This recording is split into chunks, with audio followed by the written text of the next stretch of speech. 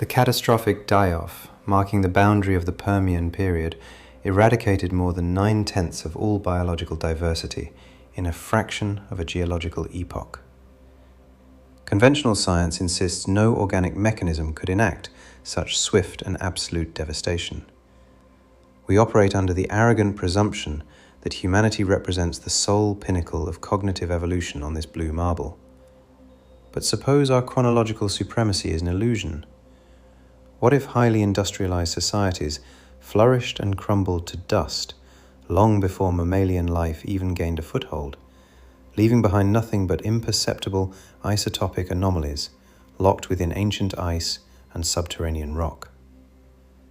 We are about to delve into atmospheric carbon ratios that defy natural explanation, planetary die-offs far too synchronized to be mere terrestrial bad luck, and deep-time geological clues hinting that complex technological intellect is not a recent phenomenon. Hit the like button and subscribe, because this deep dive shatters the fundamental bedrock of our historical narrative. Brace yourselves. We start our journey. Beneath the sun-baked soil of the African continent, enveloped by 2 billion years of undisturbed subterranean quiet, here, geologists uncovered an absolute impossibility.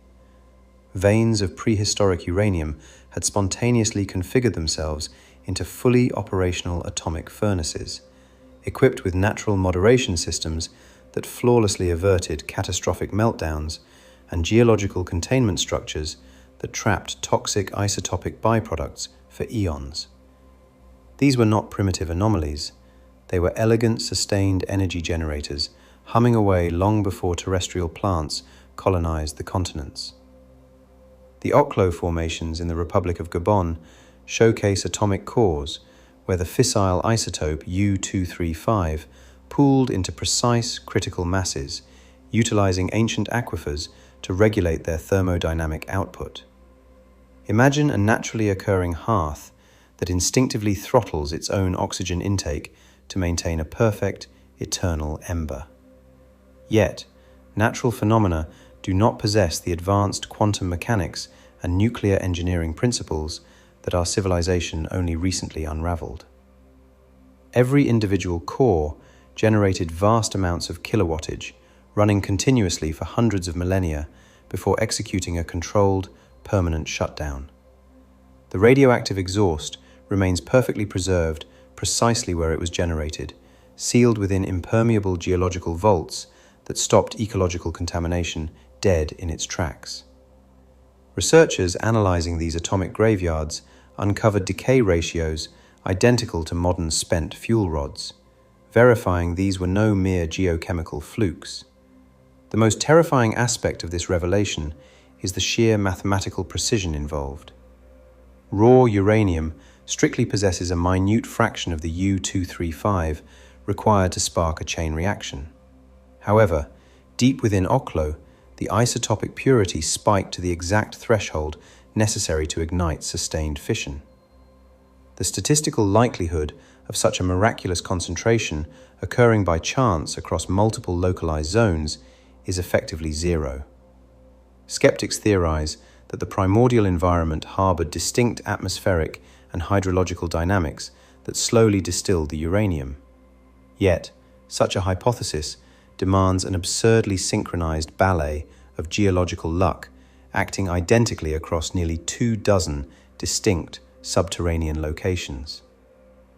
These localized atomic fires burned during the dawn of Earth's oxygenation, an era when microscopic cyanobacteria were flooding the sky with reactive gas, inducing the planet's first true ecological holocaust.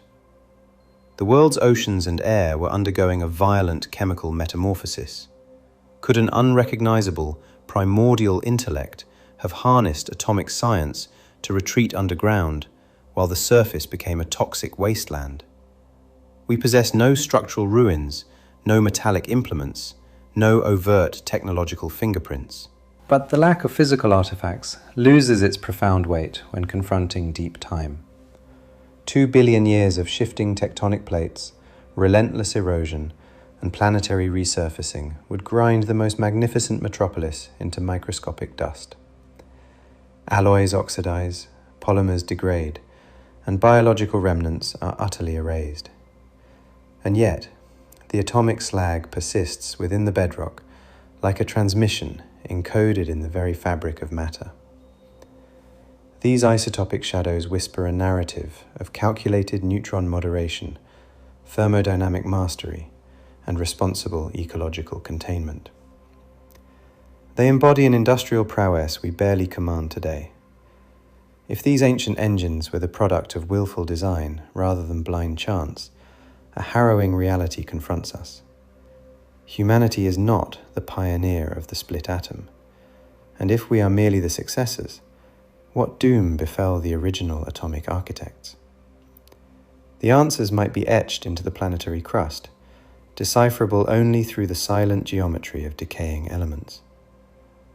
Shift your perspective to 66 million years ago, when a celestial projectile terminated the reptilian dynasty in a fiery instant. But consider the possibility that certain archosaurs had already erected sprawling metropolises, mastered global agriculture, and engineered their biosphere long before the sky fell. The Silurian Hypothesis presents a rigorously academic scenario where industrialized reptilian empires could have dominated the globe for epochs without leaving a single artifact visible to modern paleontology. Conceived by a leading space agency climatologist, this conceptual framework exposes the terrifying difficulty of unearthing deep-time intelligence. Named in honor of a fictional reptilian race, the inquiry asks a brutally pragmatic question. If a globalized, mechanized society flourished 50 million years before our genesis, how could we possibly prove they were here? Acknowledge the supreme temporal advantage the dinosaurs held. Species like the Triceratops boasted cranial capacities surpassing those of heavy modern mammals and navigated intricate societal structures. Predatory raptors exhibited coordinated, tactical group behaviors requiring advanced neural processing and communal linguistics.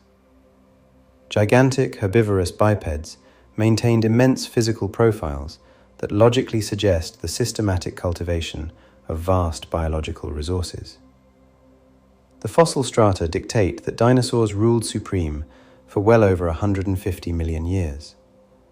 That is a time frame hundreds of times larger than the entire span of hominid existence. Across those staggering eons, myriad lineages branched, specialized, and exhibited escalating cognitive sophistication.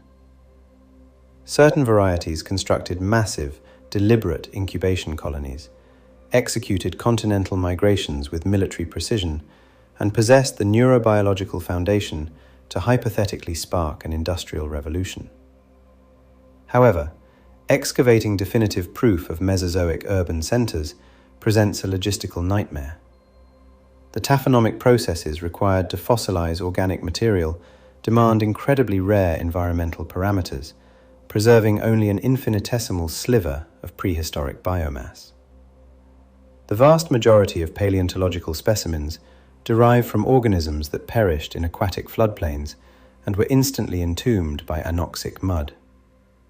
Metropolitan sprawls, sprawling farmlands, and industrial parks actively resist these precise conditions. The ultimate eraser of history, however, is the very heartbeat of our planet.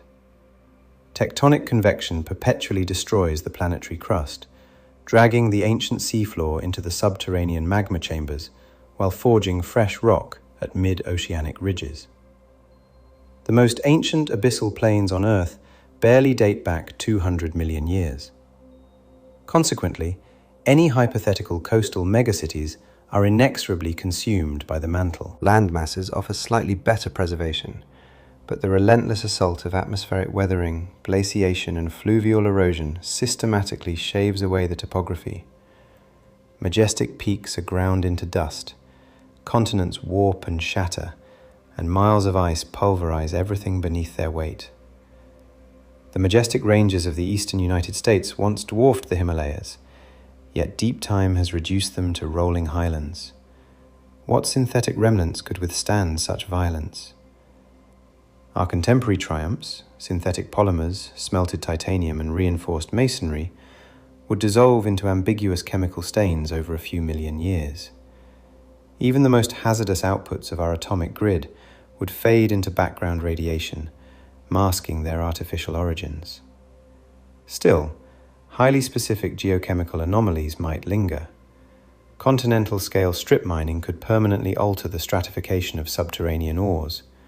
Unchecked chemical manufacturing might embed bizarre elemental ratios within compressed shale.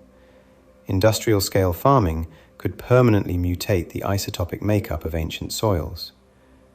Failing to detect these microscopic anomalies does not categorically disprove the existence of prehistoric intellects. It may simply highlight our ignorance in identifying the fossilized remnants of technology. If the great archosaurs did indeed reach for the stars, their ultimate erasure serves as a terrifying testament to the impermanence of any civilized effort. If an entire globe-spanning society were wiped clean, what tangible footprints could survive the 100-million-year crucible? The solution is paradoxical. Nearly nothing, yet potentially everything, contingent entirely upon the metrics we use to define an artifact. The immediate hallmarks of our dominance, skyscrapers, asphalt arteries, and sprawling suburbs, are the first to vanish. The most imposing fortresses of steel and concrete would disintegrate into anonymous gravel within a fraction of a geological epoch. Iron structures oxidize into dust rapidly in humid environments, while treated aluminium breaks down more deliberately, but inevitably, over millions of years. Silicon-based glass shatters back into common sand. High-density plastics degrade into microscopic hydrocarbon chains, and even our most terrifying radioactive legacies become geologically mute as their half-lives expire. Nevertheless, specific planetary scars display remarkable resilience.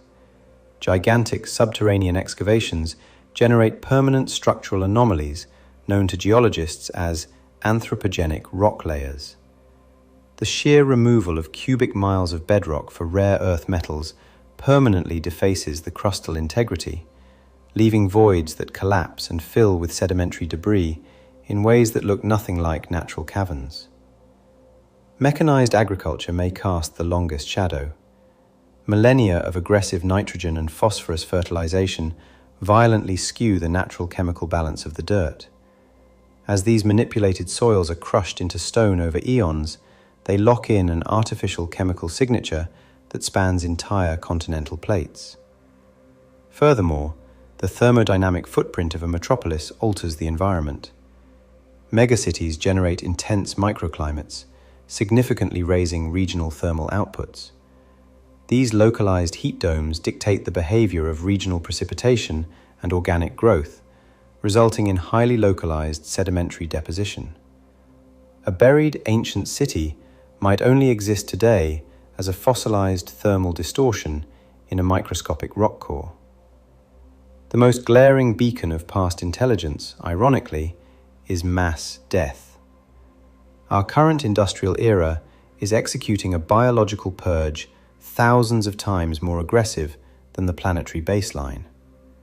This biological culling permanently mutilates the evolutionary tree, leaving a gaping void in the fossil record where complex biomes suddenly vanished. Any comparable prehistoric empire would inevitably inflict identical ecological trauma, echoing through time as an unexplainable era of sudden death. Subtler still are the ratios of atomic carbon. The rapid incineration of fossilized hydrocarbons floods the sky with ancient carbon isotopes, fundamentally shifting the atmospheric balance away from biological norms. A globalized ancient economy would choke the stratosphere with this distinct chemical fingerprint, creating violent spikes in carbon data permanently frozen into glacial ice and deep-sea sediment. Similarly, the purification of industrial metals requires unnatural concentrations of hazardous elements. Prehistoric foundries would saturate their immediate surroundings with lethal doses of mercury and lead, lingering as inexplicable metallic veins long after the furnaces crumbled to dust. Orbital archaeology proves that invisible ancient ruins can be spotted from the thermosphere. Buried infrastructure subtly alters moisture retention, causing microscopic variations in modern crop yields that reveal perfect geometric layouts. Thermal imaging catches the lingering heat capacity of ancient foundations buried beneath modern soil. The terrifying hurdle is that we are hunting for the unfathomable, using tools calibrated for the familiar. Deep-time engineers may have leveraged energy paradigms and synthetic materials that bear zero resemblance to our combustion-based society. Their legacy might be staring us in the face, encoded in a geological syntax we are too primitive to translate. Deep within the frozen heart of the Antarctic, glaciologists have extracted frozen chronological columns that scream of impossibilities. The isotopic data extracted from these abyssal ice cores wholly reject known geological behaviors. Yet, these impossible numbers are replicated across multiple drilling operations, mapping sudden atmospheric violence over hundreds of thousands of years. These frozen, trapped bubbles suggest that millions of tons of primordial carbon were aggressively vented into the sky during eras when the Earth should have been geologically peaceful. Carbon operates as a dual-natured chronological marker. While the standard form is ubiquitous, a heavier variation exists in trace amounts. The ratio between these two forms changes depending on the source. Organic flora overwhelmingly absorbs the lighter isotope, leaving a biological signature. Conversely, tectonic venting produces a starkly different chemical ratio. The anomalies locked in the ice fit neither natural profile. Instead, they perfectly mirror the chemical exhaust of intense, mechanized fossil fuel incineration, sporadically exploding into the atmosphere in violent, centuries-long pulses before vanishing without a trace. These temporal spikes defy the slow, rhythmic heartbeat of the planet's natural orbital cycles. The transition between glacial advance and retreat spans tens of millennia, slowly modulating atmospheric chemistry. Massive tectonic ruptures can indeed flood the sky with greenhouse gases, but volcanic outgassing carries a distinct isotopic passport that completely contradicts the ice core anomalies. Oceanic temperature shifts can theoretically belch trapped seafloor methane, but even these deep water releases carry a biological signature that does not match the data. Desperate to maintain the natural paradigm, some academics point to continental-scale wildfires. Yet, to generate the sheer volume of unnatural carbon recorded in the ice, every single forest on the planet would have to ignite simultaneously. Compounding the enigma, these carbon spikes do not occur in a vacuum. They are accompanied by sudden influxes of atmospheric methane bearing an industrial, rather than organic, chemical fingerprint. Simultaneously, toxic heavy metals like copper and lead spike alongside the greenhouse gases. There is no known geological mechanism capable of concurrently erupting purified heavy metals and industrial-grade methane. The global synchronization of these events makes them even more terrifying. Samples dragged from the Greenland ice sheet perfectly mirror the Antarctic data.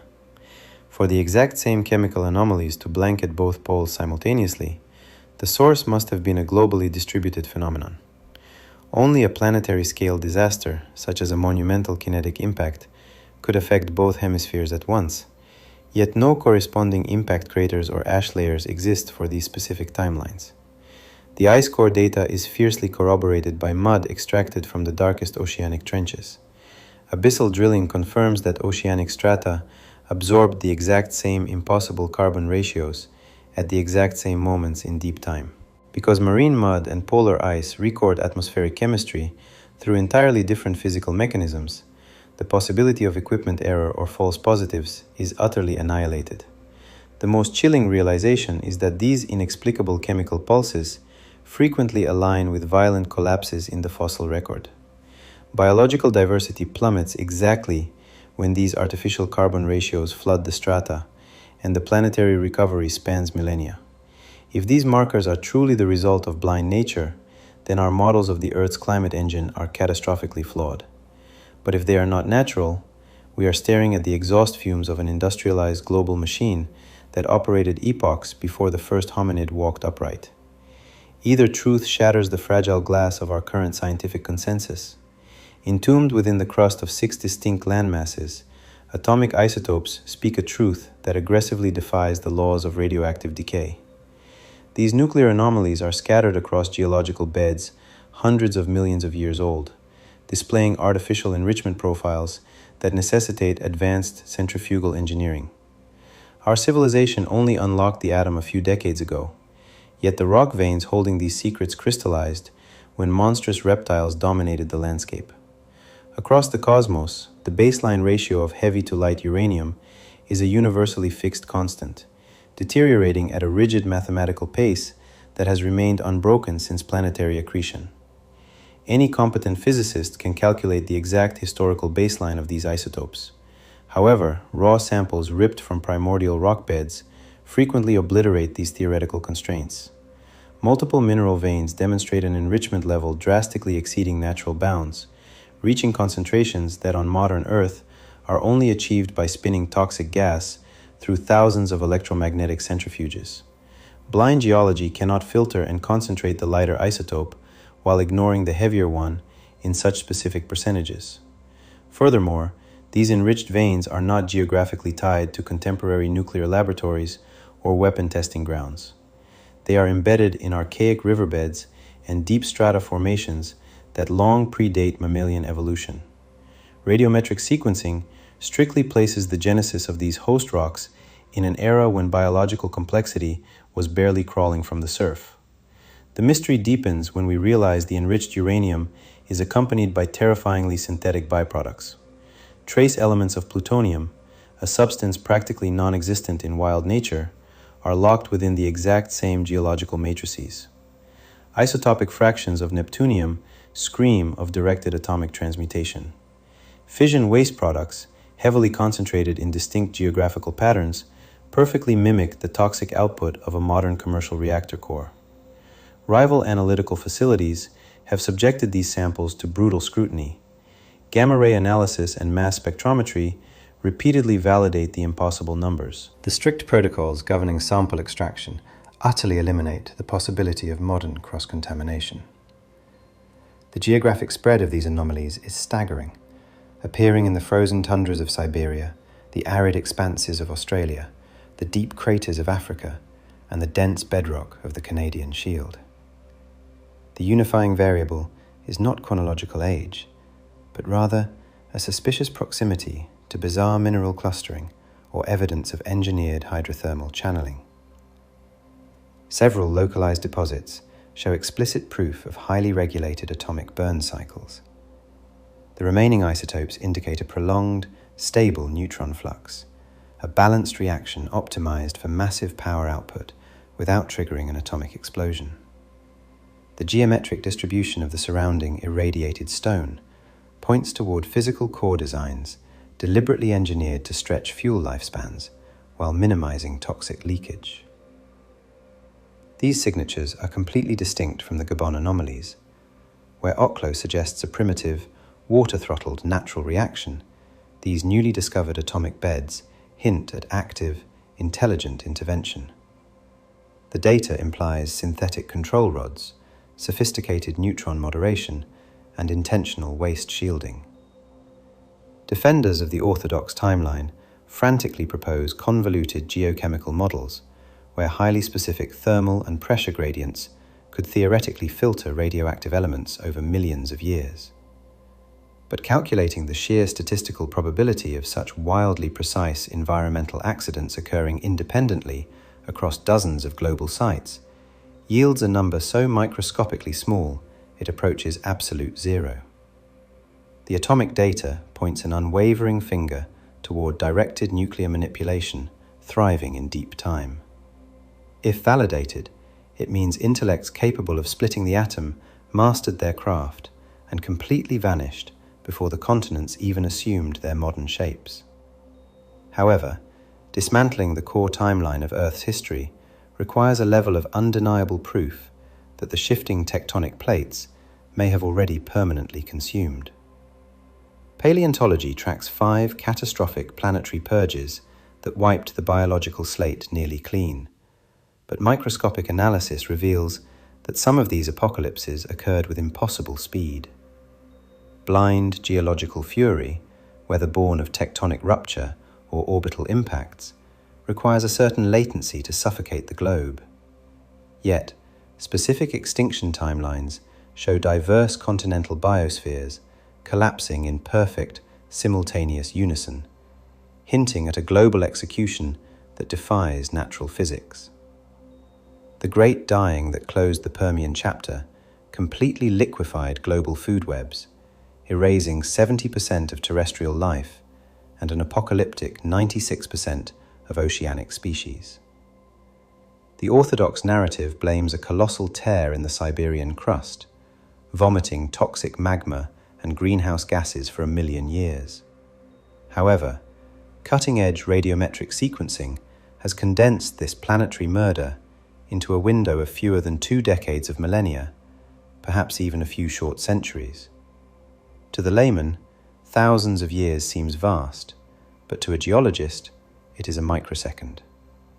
Consider that our own industrialized march has radically warped the biosphere in under 200 years. Any geological force capable of rendering the entire planet sterile in such a condensed time frame demands a kinetic output that breaks all known physical models. While the Siberian magma flows were indeed massive, their chemical signatures grossly contradict the timeline of death. The most violent eruptions demonstrably occurred long after the fossil record had already flatlined. The opening volcanic salvos were entirely insufficient to trigger a planetary collapse. Even more bizarre is the choreographed sequence of the dying. The abyss of the ocean suffocated first, followed by coastal reefs, and finally the terrestrial forests. Natural atmospheric poisoning from magma should devastate the lungs of the land long before the toxic chemicals saturate the deep ocean layers. This backward sequence is baffling. Simultaneously, isotopic analysis of Permian rock reveals an instantaneous, astronomical explosion of atmospheric carbon. Yet the chemical fingerprint of this carbon does not point to deep mantle magma. It explicitly matches the sudden, catastrophic incineration of global biomass, the violent combustion of every forest, the rotting of the soil, and the total dissolution of the oceanic food chain. The boundary marking the end of the dinosaurs echoes this bizarre anomaly. The kinetic horror of the Yucatan impact was certainly capable of freezing the world, but stratigraphic cores strongly imply the global ecosystem was already heavily compromised long before the sky ignited. The reign of the great reptiles was already fracturing. Oceanic biodiversity was experiencing severe turbulence, and the chemical makeup of the sky was warping drastically in the epochs preceding the asteroid. Deep geological drilling near the impact zone has unearthed alternating layers of shocked quartz and pulverized rock that completely undermine the theory of a singular, solitary impact. The data hints at a prolonged, synchronized orbital bombardment, or perhaps deliberate preliminary detonations. Orthodox geology desperately points to the Deccan Traps volcanism, but again, the forensic timeline refuses to align with the dying. Retreat further to the Triassic boundary, where another 76% of oceanic life was suddenly erased. The speed of this localized acidification massively outpaced any gradual atmospheric carbon buildup. The chemistry dictates an aggressive, concentrated dumping of acidic compounds directly into the global ocean, rather than a slow atmospheric diffusion. Some daring minds have postulated that a deeply ancient, hyper-industrialized society could have inadvertently, or intentionally, shattered the biosphere through catastrophic technological failure, unrestrained atmospheric manipulation, or global thermonuclear conflict.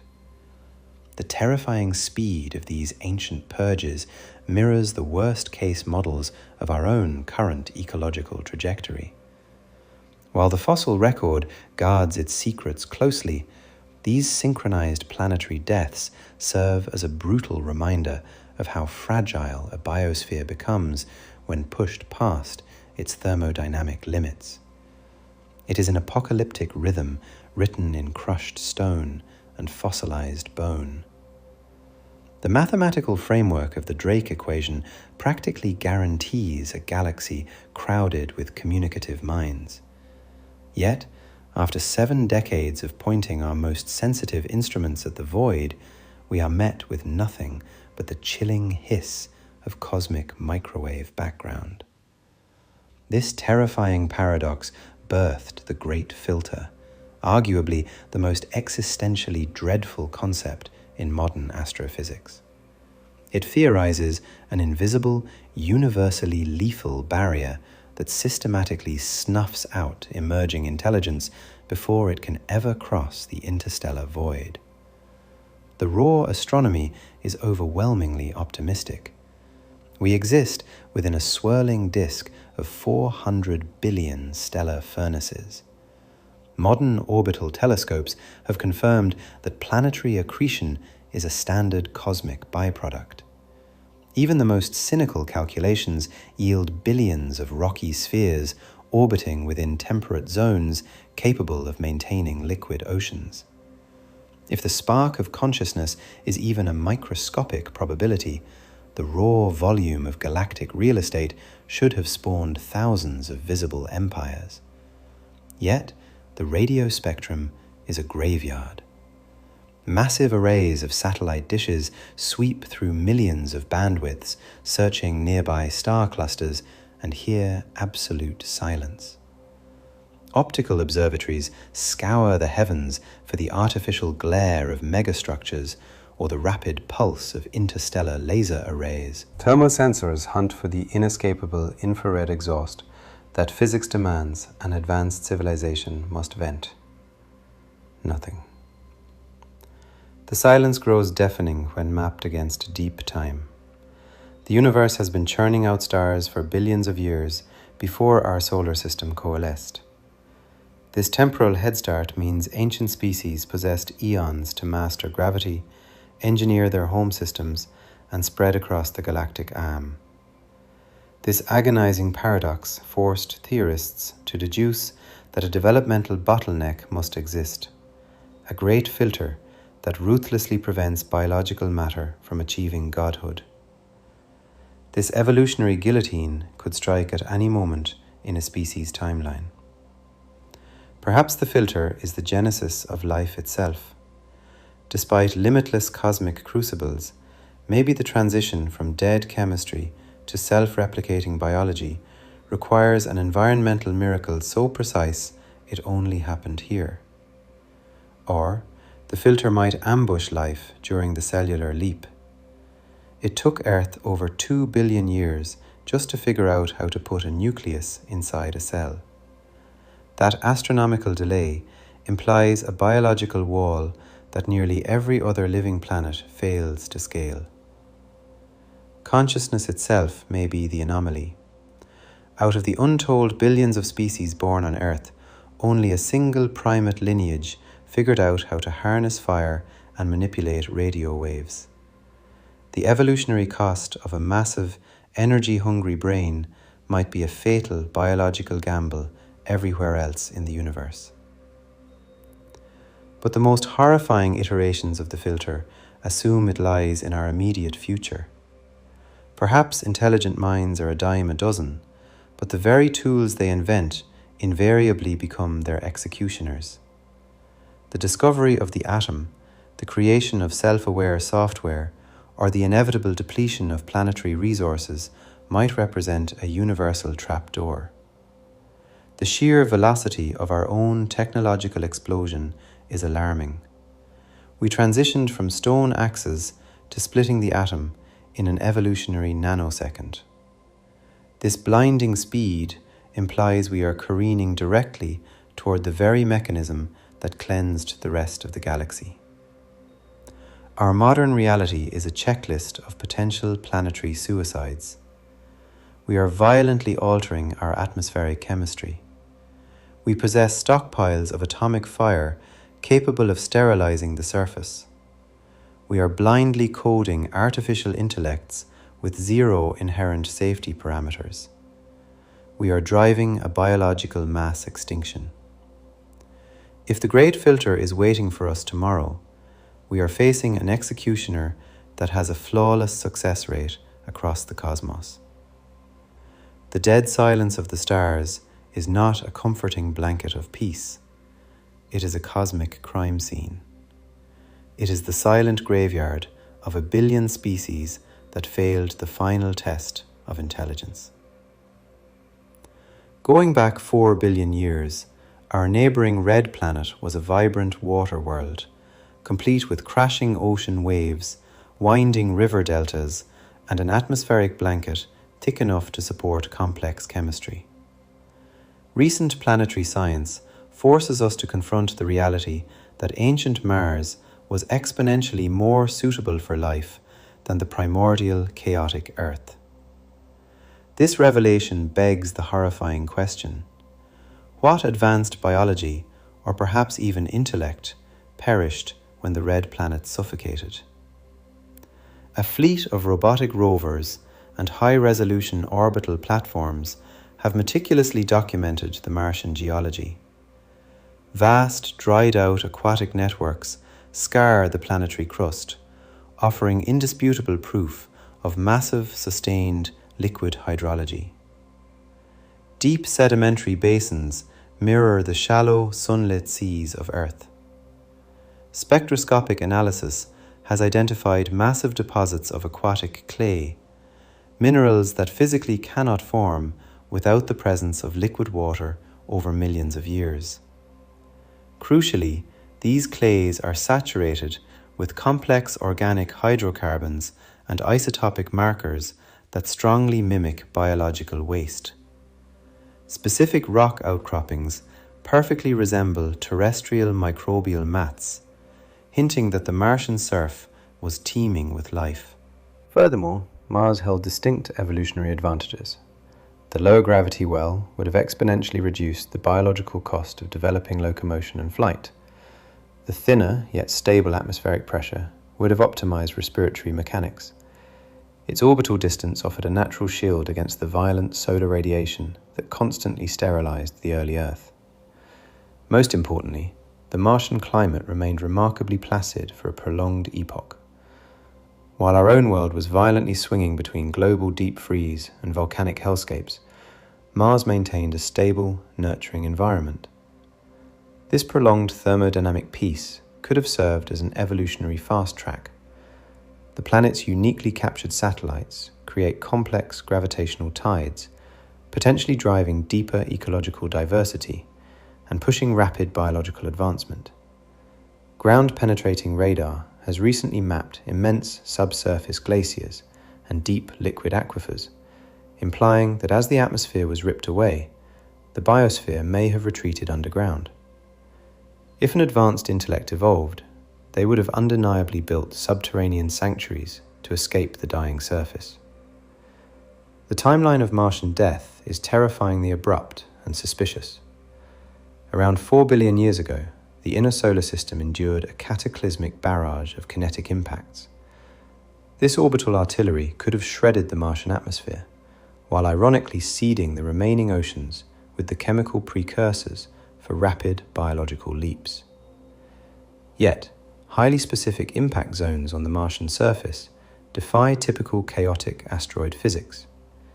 Dense, circular crater clusters featuring raised central ridges appear in perfectly unnatural geometric formations, resembling a coordinated orbital bombardment rather than a random meteor shower. Geological attempts to label these as collapsed calderas fail to match the physical morphology. Even more baffling is the sudden, catastrophic termination of the Martian magnetosphere. A planetary magnetic shield is generated by the complex rotation of a molten metallic core. Mars's internal dynamo, flatlined with unnatural speed, instantly exposing the world to the stripping violence of the solar wind. While planetary poles reverse naturally, the total, immediate halting of a core dynamo implies either an inexplicable thermodynamic collapse or a targeted, planet-scale disruption of its internal physics. If a conscious species was born on Mars, their demise is a brutal planetary warning. Technological supremacy cannot halt the physical death of a planet's core or a targeted cosmic strike. The rusty, dead globe hanging in our night sky might not be a barren rock, but the ultimate cosmic tombstone, holding the secrets of a society that watched its sky bleed away into the vacuum. We continue to hurl probes at the dust, but we are likely digging in the wrong strata, searching for simple microbes when we should be looking for the ruins of a murdered world. Long before Venus morphed into an acidic pressure cooker hot enough to melt zinc, it may have been the crown jewel of the solar system. For a staggering 2 billion years, our sister world likely harbored vast, temperate oceans and a chemical balance that could have fostered an absolute paradise, perfectly suited for the rise of a highly advanced biosphere. Advanced atmospheric supercomputer modeling strongly suggests that Venus was a deep blue water world up until a mere 700 million years ago. While it absorbed vastly more solar radiation than Earth, its dense, reflective cloud canopy served as a flawless planetary thermostat. Deep oceanic currents would have efficiently managed the equatorial heat, sustaining global temperate zones. The planet's agonizingly slow axial rotation would have spun up colossal, planet-wide weather cells, perpetually transferring heat to the dark side and preventing the oceans from boiling. Venus does not possess a stabilizing moon, but its incredibly dense atmosphere would have generated massive thermal tides, churning the chemical engines necessary to support life. During this golden age, the planet's volcanoes would have steadily provided the crucial subterranean minerals and atmospheric carbon necessary to maintain a perfect, life-sustaining greenhouse effect, entirely devoid of the apocalyptic eruptions that would later doom it. Contemporary atmospheric probes have detected shocking volumes of phosphine gas high in the Venusian clouds. On our world, phosphine is almost exclusively the byproduct of anaerobic biological respiration. The sheer quantity detected on Venus mathematically eliminates the possibility of abiotic geological production. This implies that extremophile microbes are currently swimming in the sulfuric acid clouds. But if simple life clings to survival in this hellish atmosphere today, what magnificent complexity thrived when the planet was covered in temperate, rolling oceans? The descent into hell was geologically rapid. A sudden, catastrophic eruption of trapped mantle gases overwhelmed the planetary thermostat. The oceans literally boiled into the sky. High-altitude solar radiation stripped the hydrogen from the water vapor, casting it into space, while the orphaned oxygen aggressively bound to the crustal rocks. This unstoppable greenhouse cascade would have played out over millennia, a time frame perfectly suited for an advanced observing intelligence to realize their impending doom. A hyper-advanced Venusian society would have desperately initiated global geoengineering, attempting to deploy atmospheric solar shades, scrub the runaway carbon, or desperately launch themselves into orbital habitats. The tragic remnants of these final, desperate planetary interventions might still be entombed beneath the crushing atmospheric pressure. Synthetic alloys, anomalous mineral concentrations, or the crushed husks of megastructures could lie perfectly preserved beneath the volcanic plains. We know the Venusian surface underwent a complete, violent resurfacing event 500 million years ago, burying everything under miles of fresh basalt. The brief, heroic Soviet landings of the 20th century sent back a few grainy images of a fractured, volcanic wasteland before their circuitry melted. Future orbiters equipped with advanced radar, and hardened landers capable of surviving the inferno might eventually pierce the veil. If we eventually unearth the crushed ruins of a Venusian civilization, it stands as the ultimate, horrifying parable of atmospheric collapse. The most beautiful world in the heavens was boiled alive by its own greenhouse gases, transforming a biological utopia into a permanent, molten prison. Journey back 2.5 billion years, and Earth's sky was suddenly flooded with a violently corrosive, lethal toxin that nearly sterilized the globe. We call this toxin oxygen. Originally, the very breath of our existence was a highly reactive waste product that drove the first and perhaps most terrifying planetary mass extinction. Yet, a microscopic fraction of life adapted, and in doing so, may have inadvertently sparked the first biological industrial revolution. Prior to this great atmospheric poisoning, the Earth was a haven for anaerobic biology. These archaic microbes flourished in oceans choked with iron and sulfur, deriving their energy from a wildly diverse array of chemical baths and geothermal vents. Then, a genetic mutation birthed photosynthesis. Cyanobacteria began harvesting sunlight, excreting pure, reactive oxygen into the oceans. To the established biosphere, this gas was chemical hellfire. It aggressively tore apart cellular membranes and fundamentally disrupted ancient DNA. The Great Oxidation Event was a slow-motion apocalypse. The atmospheric oxygen concentration skyrocketed. The corrosive gas rapidly rusted the ocean's dissolved iron, sinking it to the sea floor in the massive banded iron formations we heavily mine today. More catastrophically, the oxygen utterly annihilated the atmospheric methane that was keeping the planet warm, plunging the Earth into a brutal global glaciation. The vast majority of species were annihilated. The survivors fled deep into the anoxic crust, or hid within hyperspecific, oxygen-starved chemical pockets. A brave minority, however, genetically hacked themselves to neutralize the toxin, eventually weaponizing oxygen as an incredibly potent metabolic fuel. These hardened survivors became the absolute rulers of the New World. But this biological bottleneck might have triggered more than just genetic mutation. Confronted with total extinction, certain organisms might have engineered primitive, yet deliberate, survival architectures. Modern bacterial colonies possess shocking engineering acumen. Magnetotactic variants literally construct internal, perfect iron crystal compasses. Other colonies secrete vast, structural biofilms that operate with the complexity of a neural network, actively managing chemical resource distribution.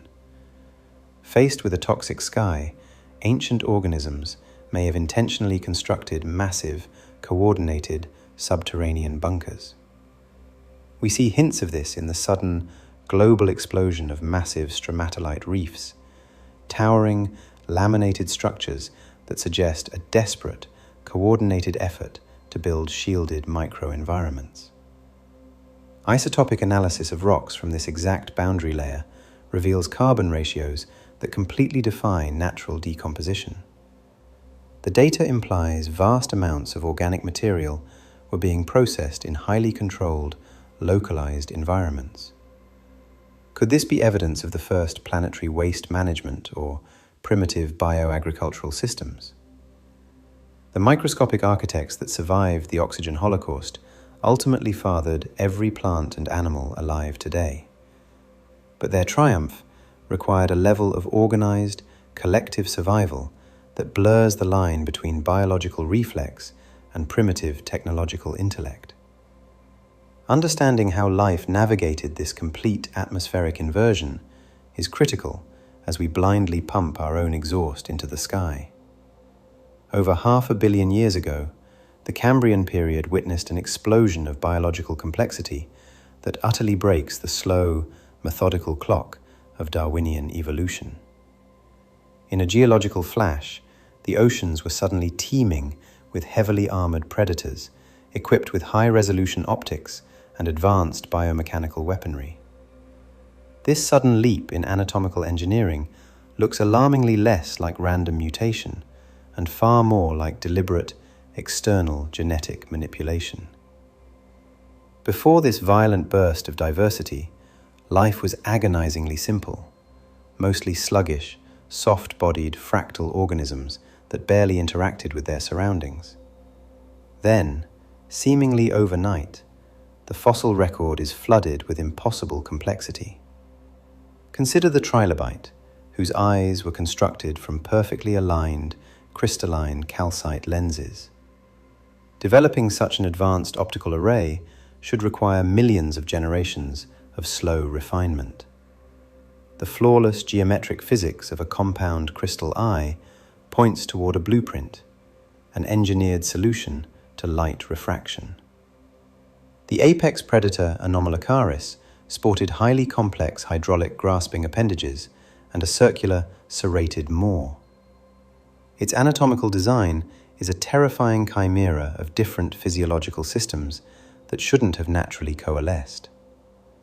Hallucigenia was a bizarre, multi-legged armored tank equipped with defensive dorsal spikes, displaying an anatomy so perfectly specialized it borders on the artificial. Even more disturbing, many Cambrian creatures sported highly evolved defensive mechanics designed to thwart predators that did not physically exist yet. Some possessed advanced sensory arrays tuned to chemical signatures that were practically absent from the primordial water. Evolution is strictly a reactionary force. It cannot anticipate future threats. The existence of preemptive armor and speculative sensory organs implies an evolutionary trajectory guided by a hand that understood what the biosphere would eventually become.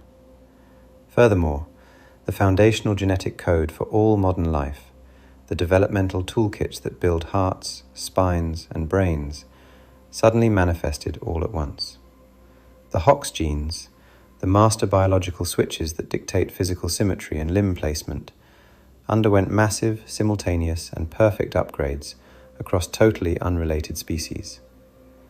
While microbiologists desperately point to rapid horizontal gene transfer as a natural mechanism, the sheer perfection required to successfully swap complex anatomical blueprints between different species without causing lethal mutations implies a level of precision typical of a sterile CRISPR laboratory. No known fluctuation in oceanic oxygen or predatory pressure can adequately account for the sheer velocity of the Cambrian genesis. It bears the unmistakable signature of a planetary-scale terraforming effort, or a massive, directed biological engineering project. Whoever, or whatever, wrote the Cambrian code, their architectural signature is currently beating in your chest and looking through your eyes. Hidden deep within the bowels of ancient coal seams and solid rock, anomalous physical objects continually mock our rigid historical timelines. Dismissed by academic purists as fraudulent or misinterpreted, these out-of-place artifacts persistently surface to challenge the very foundation of human chronology. In the mid-19th century, a highly respected Scottish physicist documented an iron nail perfectly encased within a block of Devonian sandstone. The surrounding rock was hundreds of millions of years older than the first crawling amphibian. Metallurgical testing proved the object was a synthesized alloy, absolutely not a natural iron deposit. The historical record is littered with similar impossibilities. Delicate gold chains extracted from carboniferous coal, precision-machined metallic spheres pulled from the deep Precambrian strata of South Africa, and bell-shaped metallic vessels blasted out of solid sedimentary rock. The academic establishment reflexively weaponizes skepticism, blaming modern contamination, geological trickery, or outright hoaxes. And while nature is indeed capable of bizarre geometric formations, a handful of these artifacts aggressively resist debunking. Consider the Salzburg cube, discovered by Austrian miners in the late 19th century. It was found heavily embedded in a seam of tertiary coal dating back tens of millions of years. Rigorous independent analysis confirmed the object was absolutely artificial. It was a perfectly geometric iron block, intricately carved with deep, non-natural grooves, and its internal matrix showed clear evidence of deliberate metal casting. The elemental breakdown revealed a highly specific iron alloy, heavily doped with carbon and nickel, a metallurgical recipe that no known geological pressure cooker can naturally synthesize. Then there is the Antikythera mechanism, which, while not pulled from deep time, proves how utterly sophisticated technology can vanish from human memory. This Greek brass computer utilized dozens of perfectly cut differential gears to calculate celestial mechanics with horrifying precision. Its discovery forced historians to rewrite the timeline of mechanical engineering. If a Bronze Age civilization could manufacture an analog supercomputer, imagine what could have been built, and completely forgotten, across the 4 billion-year lifespan of the Earth. The taphonomic filter guarantees that only a microscopic fraction of a percent of any era is ever fossilized. A highly industrialized ancient empire would see its cities ground into dust by glaciers and melted by the mantle.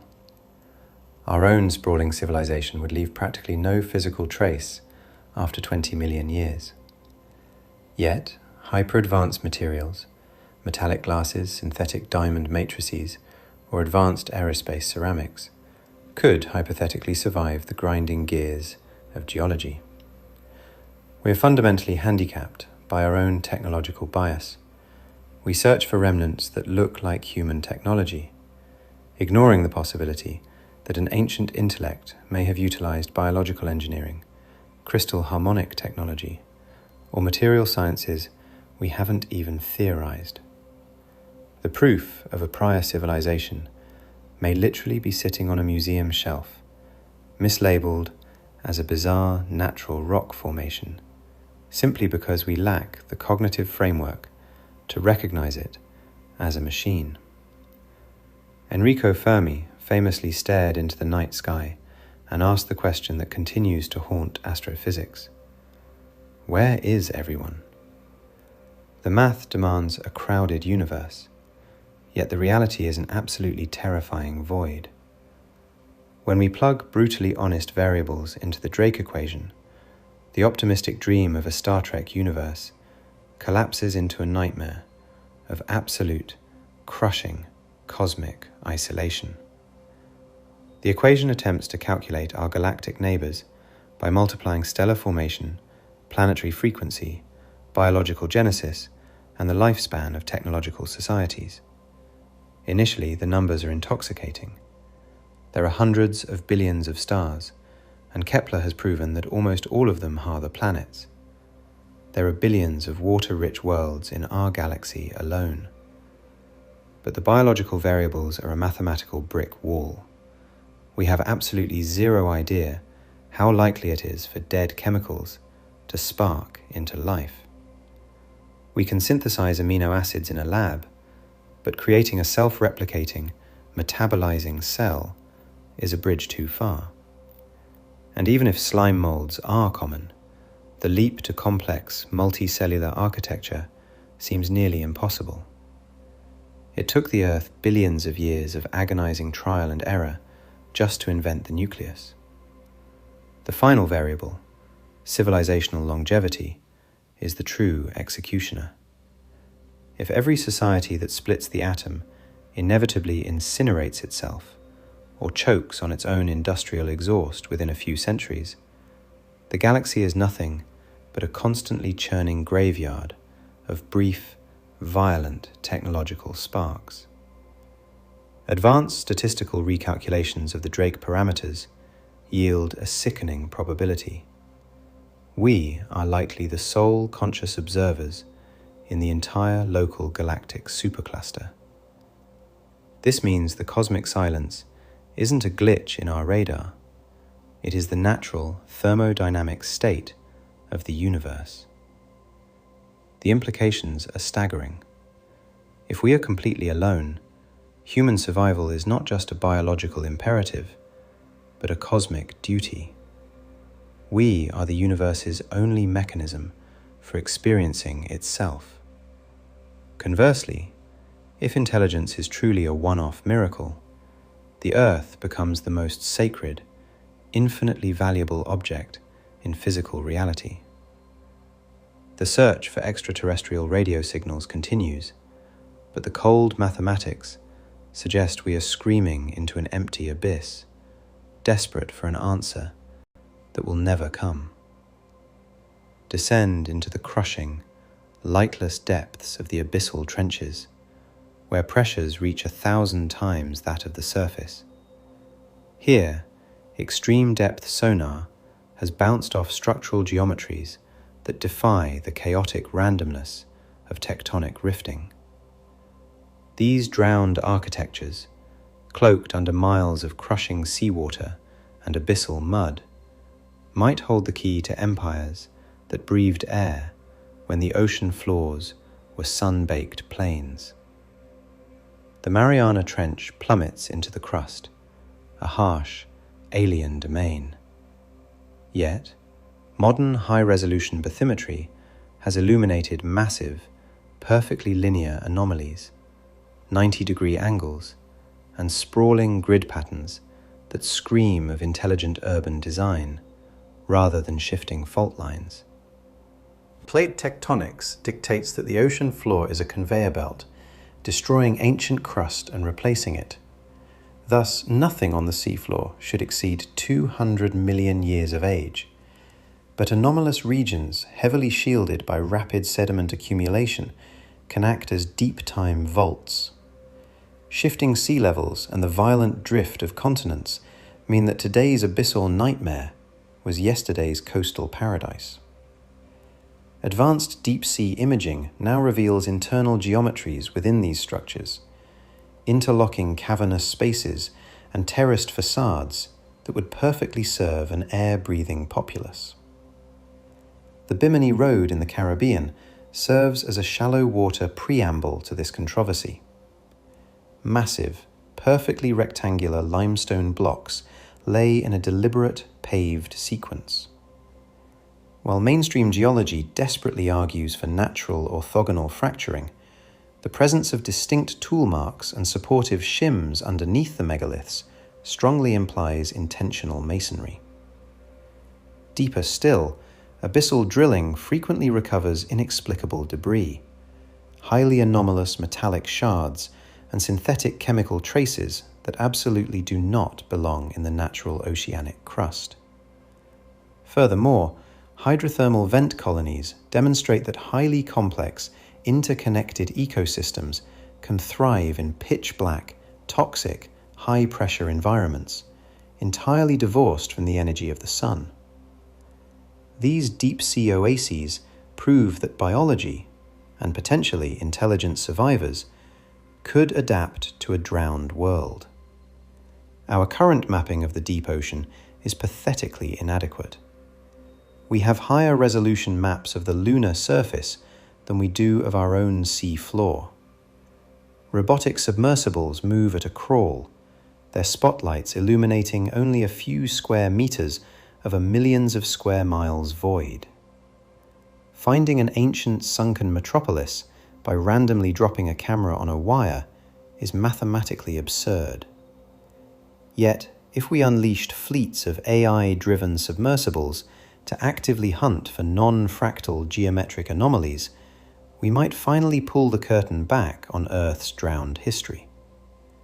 Beneath the unforgiving 2-mile-thick ice cap of Antarctica, deep penetrating orbital radar has outlined massive, unnatural configurations.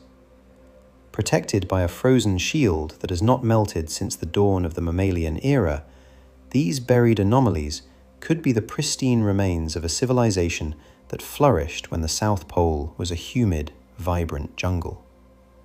Satellite telemetry reveals perfectly straight linear features stretching for miles, intersecting with vast circular structures that mock natural glacial mechanics. Because the ice acts as an absolute protective barrier against wind and rain, anything buried beneath it is practically suspended in time. 50 million years ago, this frozen wasteland was a biological paradise, teeming with dense palm forests and roaming fauna. Such an isolated, resource-rich and temperate continent would be the absolute perfect cradle for an emerging intelligence, safely insulated from the evolutionary competition of the larger landmasses. Subglacial core samples have recently pulled up metallic dust and unidentifiable organic compounds that do not correlate with any known biology. More baffling is Lake Vostok, a massive body of liquid water trapped beneath the ice for over 15 million years. While the lake harbors bizarre alien extremophiles, its radar-mapped shoreline features harsh, right-angled geometries that strongly hint at artificial excavation.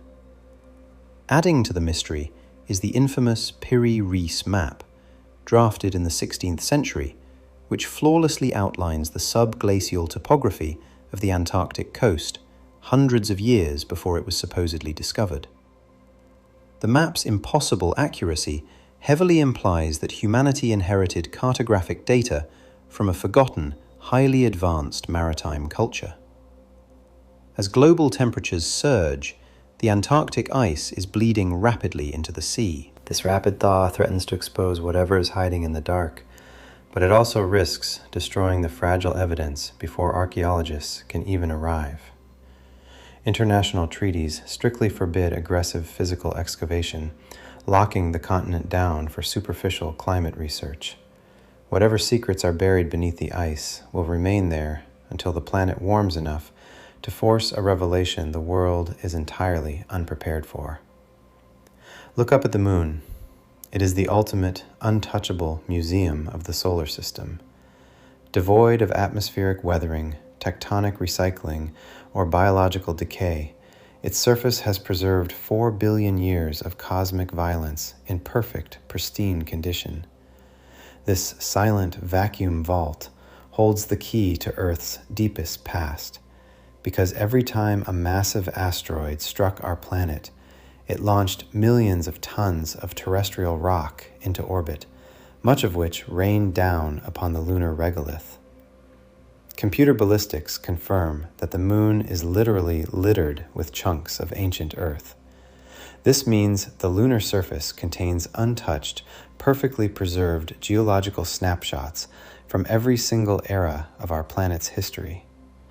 If an industrialized civilization existed on Earth 1 billion years ago, the catastrophic asteroid impact that wiped them out would have launched their debris, shattered concrete, synthetic alloys, perhaps even skeletal remains, directly into the lunar gravity well. In the absolute vacuum of space, a piece of plastic or a carved stone would survive forever. Reanalysis of the Apollo samples has already found rocks possessing Earth's distinct isotopic signature, proving the cross-contamination theory is absolutely correct. Orbital photography constantly captures bizarre lunar anomalies, towering spires that cast impossibly straight shadows, highly reflective geometric domes, and crater floor structures that look engineered. The far side of the moon, shielded from Earth's radio interference and locked away from our view, is the oldest and most undisturbed surface in the system. China's recent robotic incursions into this dark zone are just the beginning. The Apollo missions barely scratched the surface, bringing home a handful of rocks from a few safe landing zones. To truly hunt for ancient Earth artifacts, we need an aggressive, dedicated archaeological sweep of the lunar surface. Future orbital infrastructure and corporate mining operations will undoubtedly start digging into the lunar crust. It is highly probable that a commercial mining laser, rather than a scientific probe, will be the first to uncover a twisted piece of ancient Earth metal buried in the gray dust.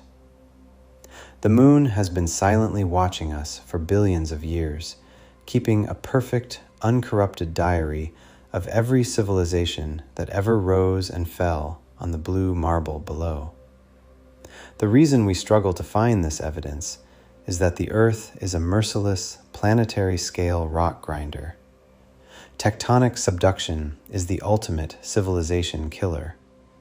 The crust is literally dragged down into the mantle and melted into magma, erasing the oldest ocean floors entirely. Glaciers act as continental bulldozers, scraping mountains down to the bedrock and pulverizing any surface architecture into powder. Relentless fluvial erosion washes the remaining debris into the sea, burying it under miles of compressed sediment. Even synthetic wonders degrade. Iron returns to rust, plastics are chewed apart by ultraviolet light, and concrete crumbles into calcium dust. To survive the wrath of deep time, an artifact must be constructed from materials practically immune to the universe. Synthetic diamonds, titanium carbide ceramics, and homogeneous metallic glasses can withstand brutal chemical and thermal punishment. If placed in an anoxic, geologically stable environment, like a deep subterranean salt vault or the vacuum of a high orbital trajectory, these materials could survive for hundreds of millions of years. But we must also learn to read the energy signatures, the technofossils left behind. A globe-spanning society will irreversibly alter the chemistry of its host planet. Massive spikes in rare earth element concentrations, the permanent scars of global strip mining, and the lingering synthetic radiation of atomic tests like our own trinitite glass are the true hallmarks of a vanished empire. If they mastered nuclear fusion or antimatter, their exhaust might be totally invisible to our primitive Geiger counters. They may have engineered their climate so flawlessly that their footprint is indistinguishable from nature. Or their hubris may have triggered the very runaway greenhouse cascades that boil oceans. The terrifying cycle of existence on this planet is punctuated by cosmic reset buttons. Asteroids constantly cross our path. A 6-mile-wide rock holds the kinetic energy of a global nuclear arsenal. These impacts occur with grim regularity, resetting the evolutionary clock every few tens of millions of years. This brutal rhythm explains why an intelligent species might never get the chance to establish an interstellar foothold. They evolve, they build, and the sky crushes them. Human mythology is saturated with the echoes of these resets. Global legends of great floods, lost golden ages, and gods wielding celestial fire are too ubiquitous to be mere campfire fiction. Genetic bottlenecks clearly show our own ancestors were nearly wiped out multiple times.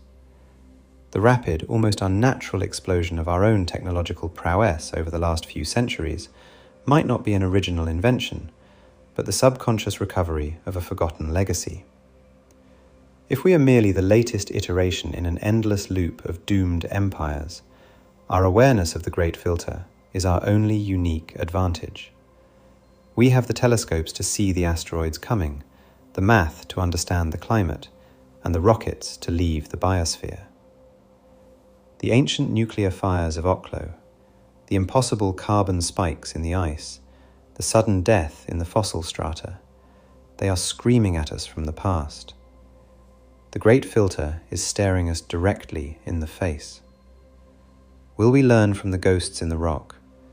Or will we become just another anomalous layer of radioactive dust for the next intelligent species to puzzle over 100 million years from now? The cosmic test is underway, and time is running out.